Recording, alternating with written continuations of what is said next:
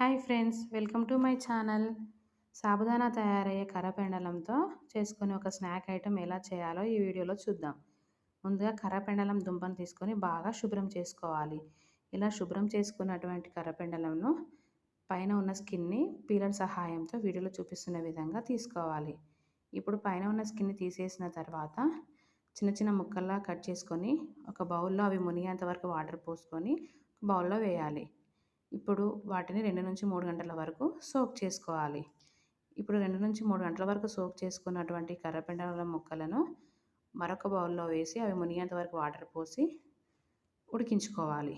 ఇలా ఉడికించుకున్న కర్రపెండలంను ఒక స్ట్రెయినర్ సహాయంతో వాటర్ మొత్తం పోయేలా పెట్టుకోవాలి. ఇప్పుడు ఇలా పెట్టుకున్న ముక్కలను తీసుకొని వీడియోలో చూపిస్తున్న విధంగా చిన్న చిన్న ముక్కల్లా కట్ చేసుకోవాలి. ఇలా వాటర్లో సోక్ చేయడం వలన ఈ కర్రపెండలం తొందరగా ఉడికిపోతుంది. అలాగే మనము డీప్ ఫ్రై చేస్తున్నప్పుడు ఆయిల్ కూడా ఎక్కువగా పీల్చవు.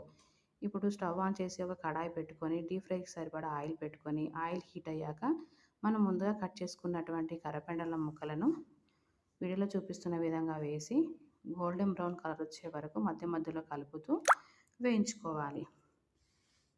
ఇలా వేయించుకున్న కర్రపెండలం ముక్కలను ఒక బౌల్లోకి తీసుకొని తర్వాత ఒక చిన్న కప్ తీసుకొని అందులోకి హాఫ్ స్పూన్ వరకు కారం, పావు స్పూన్ వరకు సాల్ట్ వేసి మిక్స్ చేసుకోవాలి.